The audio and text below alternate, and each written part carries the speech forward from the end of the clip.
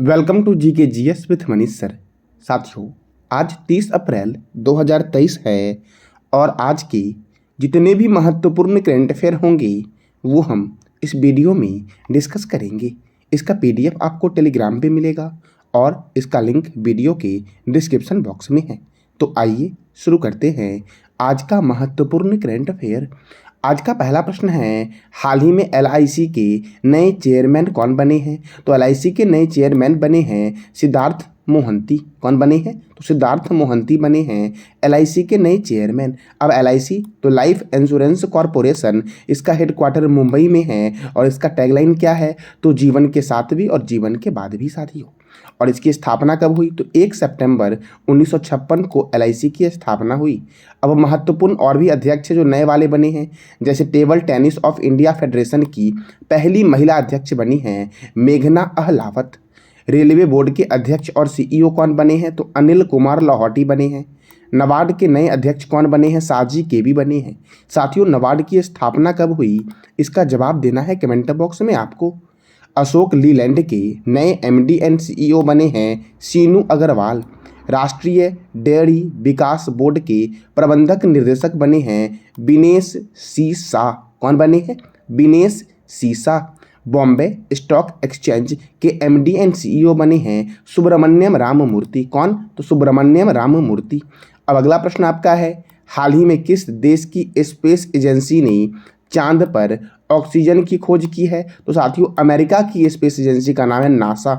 क्या नाम है? NASA, national aeronautics and space administration.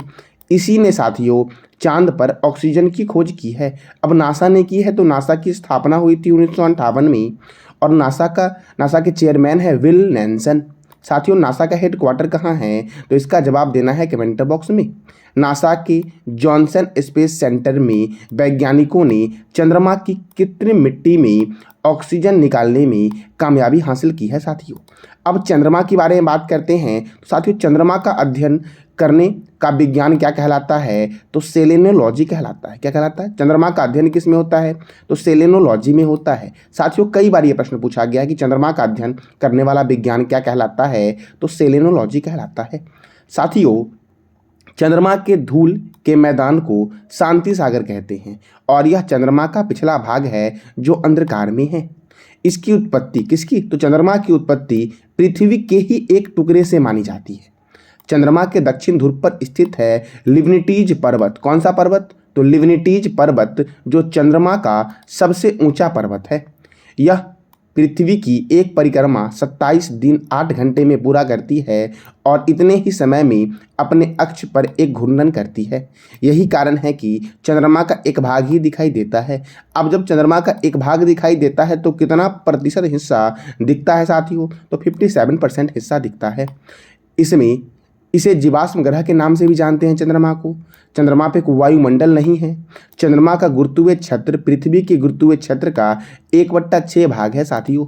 तो साथियों, ये था स्टैटिक प्रश्न चंद्रमा से। साथियों, एक बात याद रखना, मैं जो भी टॉपिक बता रहा हूँ साथियों, ये बहुत ही महत्वपूर्ण आपके एग्जाम के लिए है, किसी भी एग्जाम के लिए। तो बारीकी से सुनना और बारीकी से साथियों नोट करना।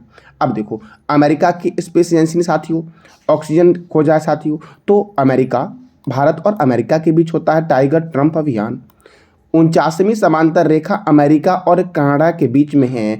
49वीं समांतर रेखा। उत्तरी ध्रुव पर पहुंचने वाला प्रथम व्यक्ति था रॉबर्ट पियरी। साथियों, चंद्रमा पर उतरने वाला प्रथम व्यक्ति था नील एंगस्ट्रॉम, जो अमेरिका का था। संविधान लिखने वाला प्रथम देश अमेरिका है। और ताजे पानी की सबसे बड़ी झील कौन सी है? तो सुपीरियर झील है, जो यूएसए में है साथियों। अगला प्रश्न आपका है, हाल ही में किसने मुंबई में एक रिफ्लेक्शंस नामक किताब का लोकार्पण किया है साथियों? तो प्रतिबिंब नामक किताब का लोकार्पण किया गया है केंद्रीय वित्त मंत्री निर्मला सीतारमण के द्वारा। और साथियों, इस पुस्तक के लेखक कौन हैं? तो नारायण बाघुल है साथियों। कौन है? तो नारायण बाघुल। साथियों, नारायण बाघुल से एक प्रश्न बनता है बहुत ही महत्वपूर्ण कि श्री बाघुल को भारत में बैंकिंग के भीष्म पितामह के रूप में जानते हैं। अगर आपसे पूछे साथियों कि बैंकिंग के भीष्म पितामह के रूप में भारत में किसे जानते हैं? तो बाघुल को जानते हैं, श्री बाघुल को साथियों। अब महत्वपूर्ण पुस्तक जैसे टॉम्ब ऑफ सैंड के लेखक कौन है? तो Geetanjali Shree. A nation to protect के लेखक है प्रियम गांधी मोदी। उड़ान एक मजदूर बच्चे की पुस्तक के लेखक है मिथिलेश तिवारी। विल पावर के लेखक कौन है? तो सोजेड मरीन। From dependence to self reliance के लेखक है Bimal Jalan. The world of family history पुस्तक के लेखक है Simon Sehwag. Golden boy Neeraj Chopra के लेखक कौन है? तो नवजीत सिंह। कौन है? Navjeet Singh. The Chipko movement the people's history के लेखक हैं शेखर पाठक। साथियों, मैं आपसे अभी प्रत्येक दिन 5 प्रश्न पूछता हूँ वीडियो के एंड में, और जो बच्चे साथियों, जिन बच्चे का पहला कमेंट होता है कमेंट में 5 प्रश्न के सही जवाब होते हैं, उन्हें मैं साथियों 20 रुपीज़ की राशि प्रदान करता हूँ। तो साथियों, आज मैं ये भी बताऊंगा कि आज जो हमारा टेस्ट हुआ था उसमें विजेता कौन है साथियों, और आज मैं प्रश्न करूंगा जिसमें आपको साथियों पहले जवाब वाले को 20 रुपीज़ की राशि दी जाएगी। अब अगला प्रश्न आपका है, विश्व पशु चिकित्सा दिवस कब मनाया जाता है? तो यह मनाया जाता है 29 अप्रैल को, विश्व पशु चिकित्सा दिवस। साथियों अब देखो, विश्व पशु चिकित्सा संघ का हेडक्वार्टर कहाँ है? ब्रुसेल्स में है। साथियों 29 अप्रैल को एक और दिवस मनाया जाता है, विश्व नृत्य दिवस। कौन सा दिवस? तो विश्व नृत्य दिवस। और अंतर्राष्ट्रीय रंगमंच संस्थान का मुख्यालय कहाँ है? तो पेरिस में है अंतर्राष्ट्रीय रंगमंच संस्थान का हेडक्वार्टर। अब महत्वपूर्ण दिवस साथियों इस महीने में कौन कौन से मनाए गए हैं? तो पहला आपका है ओडिशा दिवस या उत्कल दिवस 1 अप्रैल। नेत्रहीनता रोकथाम सप्ताह 1 अप्रैल से 7 अप्रैल। अंतर्राष्ट्रीय खान जागरूकता दिवस कब मनाया गया? तो 4 अप्रैल को मनाया गया। अंतर्राष्ट्रीय अंतरात्मा दिवस 5 अप्रैल को मनाया गया। राष्ट्रीय समुद्री दिवस 5 अप्रैल। राष्ट्रीय सुरक्षित मातृत्व दिवस 11 अप्रैल। विश्व कला दिवस 15 अप्रैल। विश्व आवाज दिवस कब मनाया गया? तो 16 अप्रैल को मनाया गया। हाथी बचाओ दिवस कब मनाया गया? तो 16 अप्रैल को मनाया गया। साथियों हाथी का वैज्ञानिक नाम क्या है? तो इसका जवाब देना है कमेंट बॉक्स में आपको। विश्व हीमोफीलिया दिवस कब मनाया गया? 17 अप्रैल को। विश्व विरासत दिवस कब मनाया गया? 18 अप्रैल को। विश्व लिवर दिवस 19 अप्रैल। चीनी भाषा दिवस 20 अप्रैल। राष्ट्रीय सिविल सेवा दिवस कब मनाया गया? तो 21 अप्रैल को मनाया गया। रचनात्मक और नवाचार दिवस कब मनाया गया? तो 21 अप्रैल को। अंतर्राष्ट्रीय मातृ पृथ्वी दिवस कब मनाया गया? 22 अप्रैल को। राष्ट्रीय पंचायत दिवस कब मनाया गया? तो 24 अप्रैल को मनाया गया।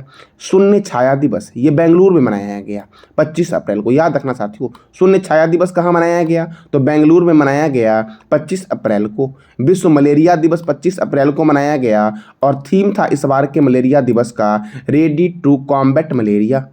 साथियों विश्व अंग्रेजी दिवस कब मनाया गया? 23 अप्रैल को। अंतर्राष्ट्रीय प्रतिनिधि दिवस कब मनाया गया? तो 25 अप्रैल को मनाया गया। साथियों अगला प्रश्न आपका है, हाल ही में किस राज्य सरकार ने वन्य जीव की रक्षा के लिए 3 नए वन्य जीव संरक्षण रिजर्व बनाए हैं? तो साथियों राजस्थान ने वन्य जीव की रक्षा के लिए 3 नए वन्य जीव संरक्षण बनाए हैं। साथियों ये राजस्थान आपको दिख रहा होगा, जो भारत का सबसे बड़ा राज्य है क्षेत्रफल की दृष्टि से। साथियों तो क्षेत्रफल की दृष्टि से भारत का सबसे छोटा राज्य कौन सा है? तो गोवा है, जिसका प्रति व्यक्ति आय सर्वाधिक है। साथियों अब 3 जो अभयारण्य बनाए गए हैं, संरक्षण रिजर्व बनाए गए हैं, क्या नाम है उसका?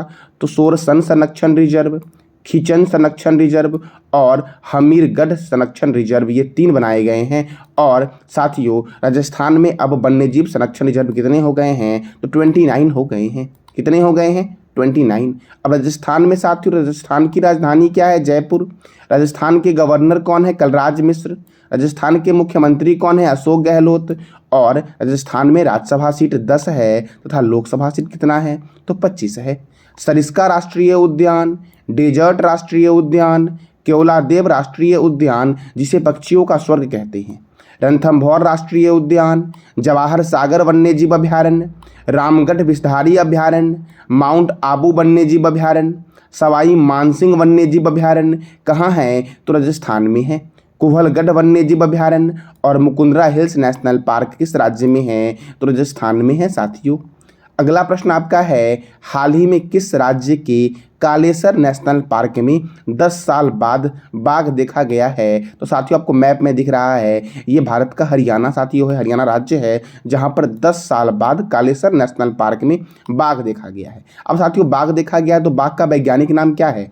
तो बाघ का वैज्ञानिक नाम है पैंथेरा टाइग्रिस। क्या नाम है? Panthera Tigris. साथियों शेर का वैज्ञानिक नाम क्या है? तो पैंथेरा लियो। क्या नाम है? पैंथरा लियो। अब हरियाणा, तो हरियाणा की राजधानी क्या है? चंडीगढ़। साथियों आपको बताना है कमेंट बॉक्स में कि चंडीगढ़ शहर का वास्तुकार कौन है।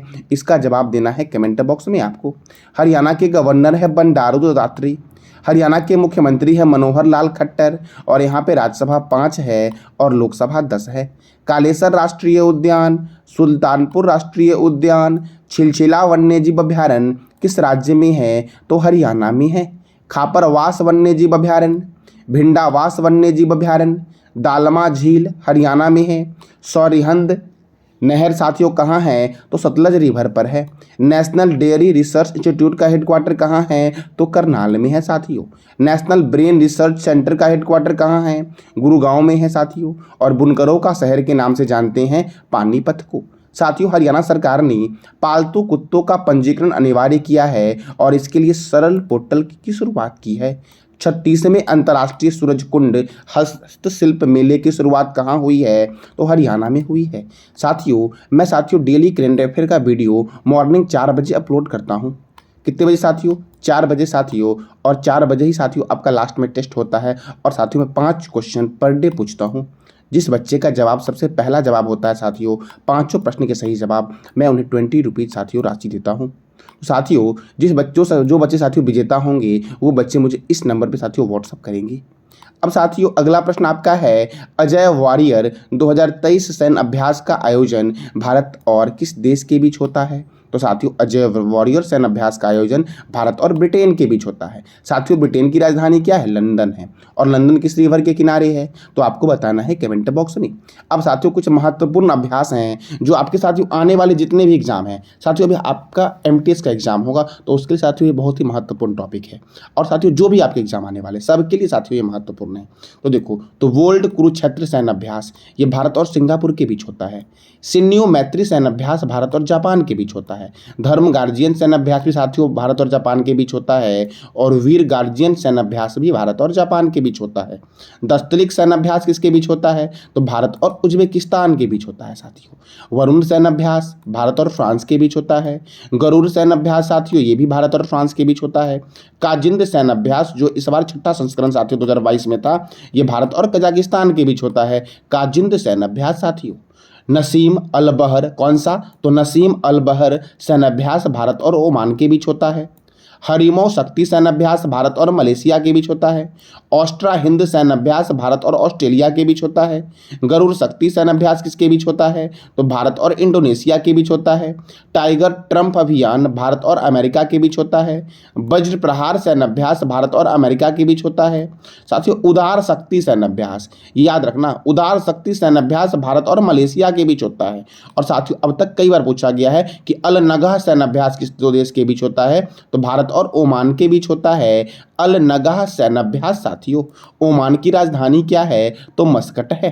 बोगो सागर सैन्य अभ्यास भारत और बांग्लादेश के बीच होता है। साथियों भारत और चीन के बीच हैंड इन हैंड सैन्य अभ्यास होता है। भारत और बांग्लादेश के बीच बोगो सागर और संप्रीति सैन्य अभ्यास होता है साथियों। तो आपको बताना है भारत और नेपाल के बीच कौन सा सैन्य अभ्यास होता है। इसका जवाब देना है आपको कमेंट बॉक्स में। अब अगला प्रश्न आपका है, स्मोक एंड एसेज पुस्तक के लेखक कौन है? तो स्मोक एंड एसेज पुस्तक के लेखक हैं अमिताभ घोष। साथियों अमिताभ घोष को 2019 में ज्ञानपीठ पुरस्कार दिया गया था अंग्रेजी भाषा में साथियों। और ये प्रथम ऐसे लेखक बने जिन्हें अंग्रेजी भाषा में ज्ञानपीठ पुरस्कार दिया गया था। साथियों ग्रैमी पुरस्कार किस क्षेत्र में दिया जाता है? तो इसका जवाब देना है कमेंट बॉक्स में आपको साथियों भी पता होगा आपको सूडान के बारे में। मैंने सूडान के बारे में एक अलग से वीडियो भी बनाया था साथियों, जिसका लिंक साथियों आपको वीडियो के डिस्क्रिप्शन बॉक्स में मिलेगा। साथियों मैंने कल ही आपका एक वीडियो अपलोड किया था G20 समिट के बारे में। अभी तक जितने भी G20 समिट हुए हैं, G20 क्या है, G20 किस लिए कार्य करता है। साथियों पहले G20 को G7 के नाम से जानते थे, फिर G8 के नाम से जानते हैं। साथियों सारे बातों की जानकारी साथियों आपको उस वीडियो में मिल जाएगी। तो साथियों वीडियो का डिस्क्रिप्शन बॉक्स आप चेक कर लेना, वहां इसका लिंक मिल जाएगा। तो साथियों अगला प्रश्न आपका है, इंडियन एयरफोर्स ने सूडान के किस जर्जर हवाई पट्टी पर अंधेरी रात में नाइट विजन गॉगल्स की मदद से भारतीयों को एयरलिफ्ट किया गया है? तो साथियों वाडी, सियादीना हवाई पट्टी साथियों, यहाँ से साथियों ये जर्जर हवाई पट्टी था साथियों, और यहाँ पर इंडियन एयरफोर्स ने अंधेरी रात में नाइट विजन गॉगल साथियों, यानी कि रात में आसानी से आप इसे देख सकते हैं, यहाँ आपको इमेज में भी साथियों ये दिख रहा होगा। तो नाइट विजन गॉगल्स की मदद से भारतीयों को एयरलिफ्ट किया गया और करीबन 120 भारतीयों को एयरलिफ्ट किया गया और इंडिया लाया गया साथियों। तो वो कौन सा हवाई पट्टी था? तो वाडी सईदीना हवाई पट्टी साथियों, ये कहाँ पर है? सूडान में है। देखो, सूडान में फंसे भारतीयों को लाने के लिए कौन से अभियान की शुरुआत हुई है? तो ऑपरेशन कावेरी की शुरुआत हुई है साथियों। अभी अफगानिस्तान में भी साथियों एक मैटर हुआ था, अफगानिस्तान से भारतीयों को लाने के लिए कौन से अभियान की शुरुआत की गई थी? तो इसका जवाब देना है कमेंट बॉक्स में आपको। सूडान से भारतीयों को लाने के लिए किस युद्धपोत का इस्तेमाल किया जा रहा है? तो INS तेग और INS सुमेघा का इस्तेमाल किया जा रहा है साथियों। अब साथियों सूडान, तो सूडान एक अफ्रीकी देश है जो साथियों पूरे अफ्रीका में सोना सबसे अधिक सूडान में ही है। कर्नाटक की हक्की पिक्की जनजाति यहाँ फंसी हुई है। केंद्रीय विदेश मंत्रालय को यह काम दिया गया है कि केंद्रीय विदेश मंत्रालय और केंद्रीय रक्षा मंत्रालय को यह कार्य दिया गया है कि वहाँ से फंसे भारतीयों को निकाले साथियों। तो केंद्रीय विदेश मंत्री कौन है? S जयशंकर। केंद्रीय रक्षा मंत्री कौन है? राजनाथ सिंह साथियों। साथ ही एयरफोर्स के चीफ कौन है? इंडियन नेवी के चीफ कौन है? तो इसका जवाब देना है आपको कमेंट बॉक्स में। और साथियों ये जो गृह युद्ध हो रहा है, क्यों हो रहा है? तो मिलिट्री और पैरा मिलिट्री दोनों एक दूसरे से युद्ध कर रहे हैं साथियों, इसी कारण से साथियों फ्रांस में गृह युद्ध हो रहा है साथियों। अब देखो, फ्रांस की सॉरी साथियों, सूडान की राजधानी क्या है? तो खार्तूम है सूडान की राजधानी। और सूडान की करेंसी क्या है? तो स्वीडिश पाउंड है सूडान की करेंसी साथियों। अब अगला प्रश्न आपका है, सीथन स्नो फेस्टिवल का आयोजन कहाँ हुआ है? तो सीथन स्नो फेस्टिवल 2023 का आयोजन हुआ है जम्मू कश्मीर में। कहाँ हुआ है? तो जम्मू कश्मीर में हुआ है। अब जम्मू कश्मीर में हुआ है तो जम्मू कश्मीर के उपराज्यपाल कौन है? मनोज सिन्हा। तो जम्मू कश्मीर साथियों, जम्मू कश्मीर में डांची ग्राम अभ्यारण्य जो है ये जम्मू कश्मीर में है। किश्तवाड़ राष्ट्रीय उद्यान जम्मू कश्मीर में है। तुलबुल परियोजना झेलम नदी पर स्थित है। पालक दुल जल विद्युत परियोजना मारूसूदर नदी पर स्थित है। जम्मू कश्मीर में डल झील है, बूलर झील है, वेरीनाग झील है, मानसबल झील है, शेषनाग झील है, अनंतनाग झील है और नागिन झील है। साथियों इनमें से कौन सा ऐसा झील है जो भारत की मीठे पानी की सबसे बड़ी झील है? तो आपको बताना है कमेंट बॉक्स में साथियों। जम्मू कश्मीर में ही काराकोरम दर्रा है। तो साथियों ये था आज का आपका महत्वपूर्ण करंट अफेयर। कल मैंने साथियों 5 प्रश्न किया था जिसके विजेता है राजू कुमार। तो राजू कुमार से मेरा आग्रह है कि आप मुझे व्हाट्सएप पे कांटेक्ट करें राजू। अब साथियों कल मैंने जो 5 प्रश्न किया था वो प्रश्न था आपका, गोवा पुर्तगाल से कब आज़ाद हुआ? तो गोवा 19 दिसंबर 1961 को पुर्तगाल से आज़ाद हुआ। बेल्जियम के किस कंपनी ने अयोध्या शहर में कचरे से बायोडीजल बनाने वाला पायलट प्रोजेक्ट किस के लिए चुना है साथियों? तो बीटो कंपनी ने अयोध्या को साथियों चुना है। अब साथियों बिल पावर पुस्तक के लेखक कौन है? सोजन मरीन है। और साथियों चौथा प्रश्न आपका था कि किस राष्ट्रीय उद्यान को पक्षियों का स्वर्ग बोलते हैं? तो केवलादेव राष्ट्रीय उद्यान को बोलते हैं पक्षियों का स्वर्ग। और साथियों आपका 5वां प्रश्न था, मैक्सिको का सर्वोच्च नागरिक सम्मान क्या है? तो द ऑर्डर ऑफ एडजक ईगल है मैक्सिको का सर्वोच्च नागरिक सम्मान। अब साथियों आज का आपका प्रश्न है जिसका जवाब देना है कमेंट बॉक्स में साथियों, और जिस बच्चे का साथियों पहला कमेंट होगा उसे 20 रुपीज़ की राशि साथियों दी जाएगी साथियों। इसके लिए आप मुझे मेरे व्हाट्सएप पे कांटेक्ट करेंगे और उस व्हाट्सएप का लिंक साथियों वीडियो में ही दिया हुआ है। तो साथियों मुंबई स्टॉक एक्सचेंज के MD एंड CEO कौन बने हैं? पहला प्रश्न आपका है। चंद्रमा का सबसे ऊंचा पर्वत कौन सा है? इसका जवाब भी देना है कमेंट बॉक्स में। विश्व मलेरिया दिवस 2023 का थीम क्या है?